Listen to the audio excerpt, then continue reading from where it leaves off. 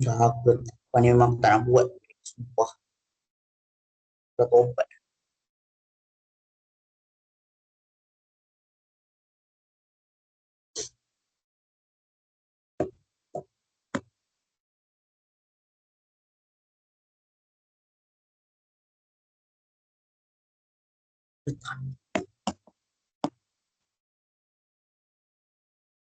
Banyak kau soalan ni bangsa.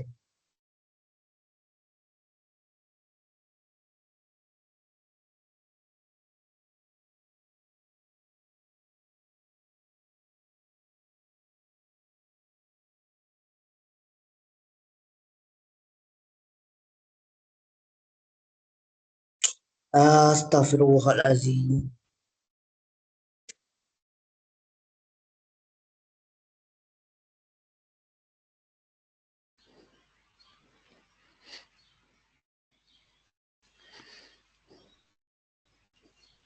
Uh, Assalamualaikum warahmatullahi wabarakatuh.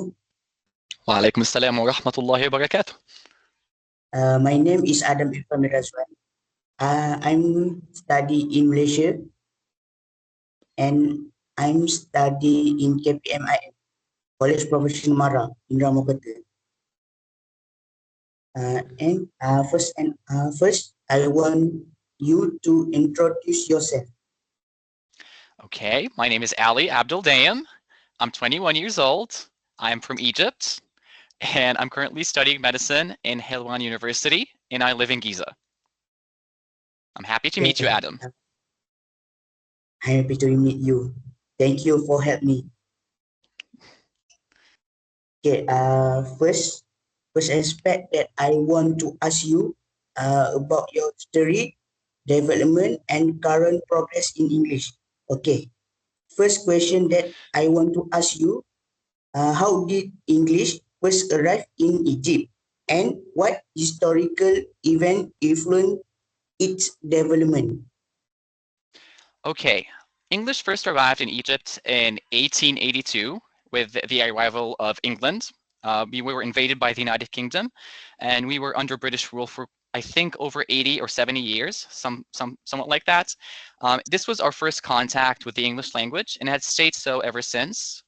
It was mainly prevalent in major settlements or cities like Cairo or Alexandria. It did influence our education system quite a bit, the way that we conduct trade and our culture significantly. Next explanation, Ali.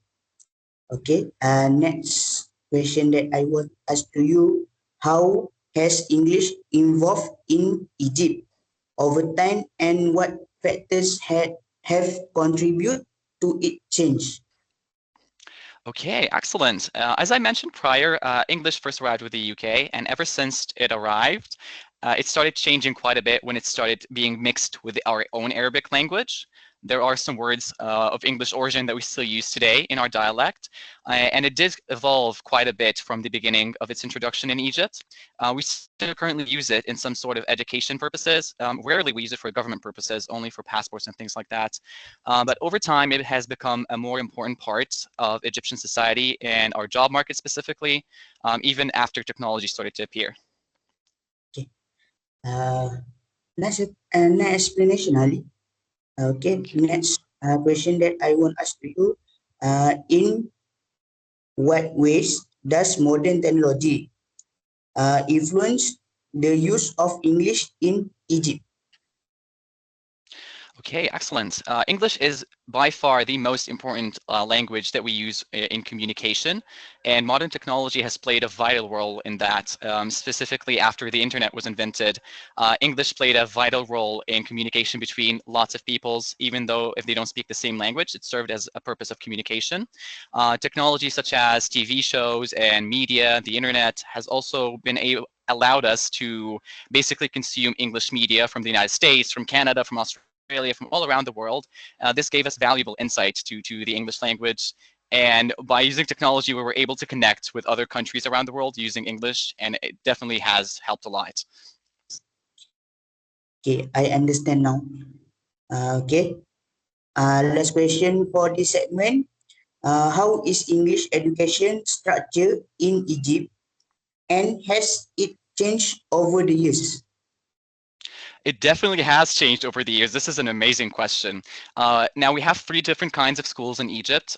Some of them are known as international schools, which mainly teach American curriculum or British curriculum. We also have our own governmental schools that teach the normal Egyptian curriculum in Arabic. And we have a new different kind of school, the one that I went to. It's called a language school. So it teaches the Egyptian Oh, curriculum, but instead of teaching it in Arabic, it teaches it in English. In public universities, English is not used much outside of sciences. For example, medicine and engineering are studied in English, but others are studied in Arabic. oh, I understand now. Okay, the next segment the next aspect that I want us to you about power of English in the Egypt. Okay, the first question for this aspect, how important is English in Egypt for business, education, and international relations? It is very, very important in business. It is the primary mode of communication, especially in international companies here in Egypt. You cannot get a job in Egypt without knowing how to speak English. It is primary, essential, absolutely. In education, as I mentioned before, it doesn't play much of a role. Mostly in international schools or language schools, it does play a vital role, but in university, as I mentioned, only medicine and engineering are studied in English, but the rest of the curriculums in universities or higher education is mainly taught in Arabic.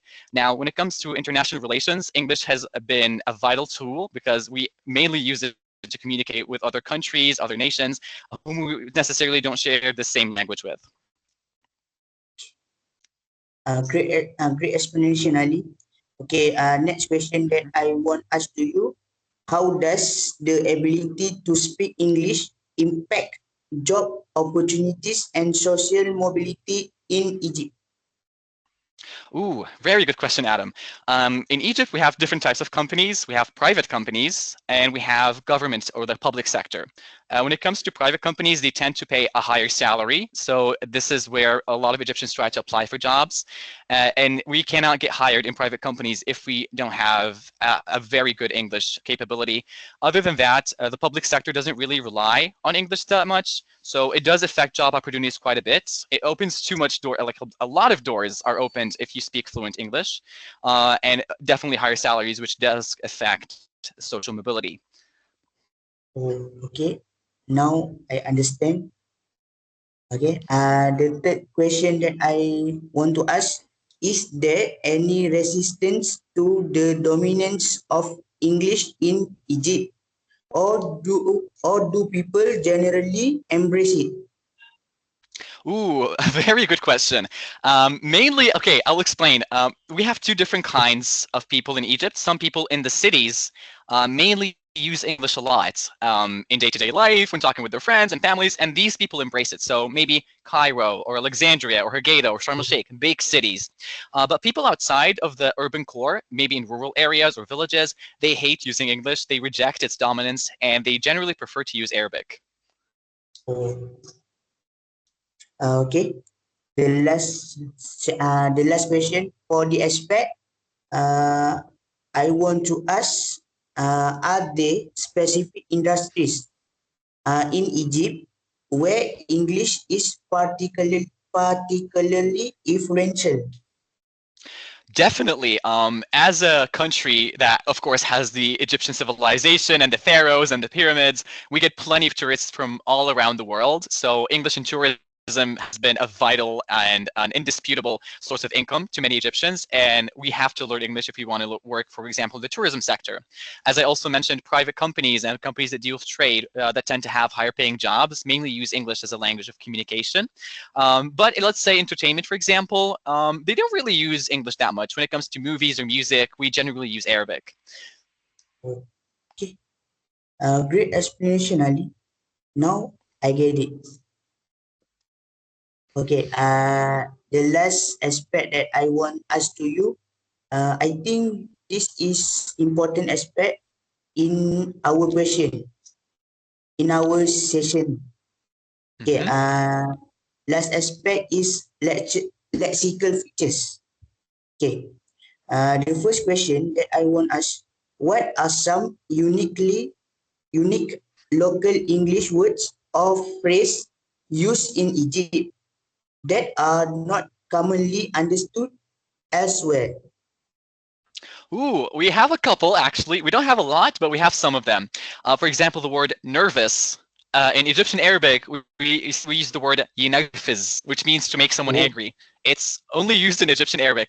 Also, any English verb, we turn into an Arabic verb. For example, yitagmin means to fire someone from a company, from the word terminate. So we have a oh, lot of these words, not now very common, but when we do use them, we kind of apply Arabic rules on English words and use them in our day-to-day life, basically. interesting explanation, Ali. Now I know I know new word and phrase about your countries. Okay, Yes, next. Yinarfiz.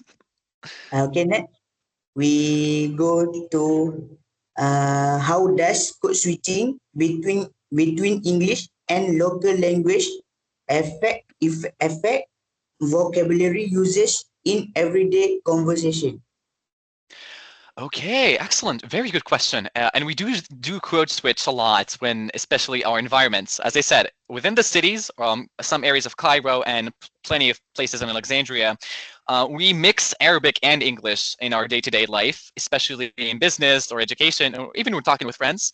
But outside of the urban core, outside of the cities, we use a lot of Arabic, and we kind of code switch and pay attention not to use any English words, because the people in other parts outside of the cities generally don't speak any English, and it might be considered rude if you start speaking English to them. So we pay attention outside of the cities to only use Arabic words. Nice, nice. Now I get it. New knowledge. Okay, third question. How have local language influenced the vocabulary of English in Egypt? Can you give example of borrowing words? Borrowed words from English. Okay, as I said, we borrow a lot of verbs mainly, nothing else. As I said, for example, if I want to say to copy something, I will Arabize it and I say a copy instead of a copy. I also say mikrobus instead of saying microbus, and I Oh, say otobis instead of saying bus. And all of these words are borrowed from English, but were shifted or changed in order to allow Arabic speakers to pronounce them. So a lot of day-to-day life, of course. okay.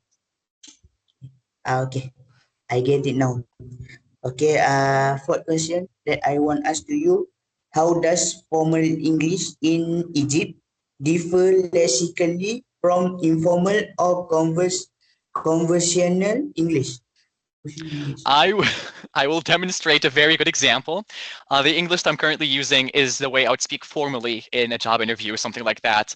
But the way I speak right now is the way that I would speak, for example, with one of my friends or a family member or something like that. So as you said, we mainly change the accent and the pronunciation. If you could hear the difference between the accent I just did. So for example, I'm talking with you, American, but if it's informal, I generally start to talk like this. I let my tongue affect my pronunciation of English. It's not something that I pay attention to.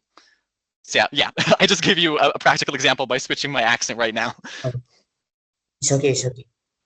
Okay. Last question from this last aspect is: are there any English word in Egypt that have been shortened and modified in a way that is not common in other English varieties? Okay, mainly words that have to do with technology, because as you know, technology has mainly been imported from abroad in Egypt. So laptop instead of laptop, and computer instead of computer, and things like printer instead of printer. All of these words mainly have to do with technology that we switched and made into our own Arabic words, basically, that we use in everyday life. But I can't think of the specific example of an English word that we kind of took from English and started using the same as is. But yeah, mainly things that have to do with technology we borrow from English. Great explanation, Ali. Okay, I think uh, I think that's all. My question to you, and will say thank you for helping me, and assalamualaikum. Wa alaikum assalam. I was happy to have you too, Adam. Goodbye. Bye. Thank you, Ali. You're welcome. Thank you sangat-sangat. Are we done? Right then. Okay, recording? Yes. Okay, Alhamdulillah. we can talk now. Alhamdulillah. Okay. Alhamdulillah. Everything is good? Any changes? Anything is good, and I want to edit. Okay, excellent. I'm very happy that I could help you. If you need anything, you can message me, okay? Okay. Thank you, Ali. Okay. Thank you so much. You're welcome, Adam. Ma salama. Bye. Assalamualaikum. Wa alaikum salam wa rahmatullahi wa barakatuh.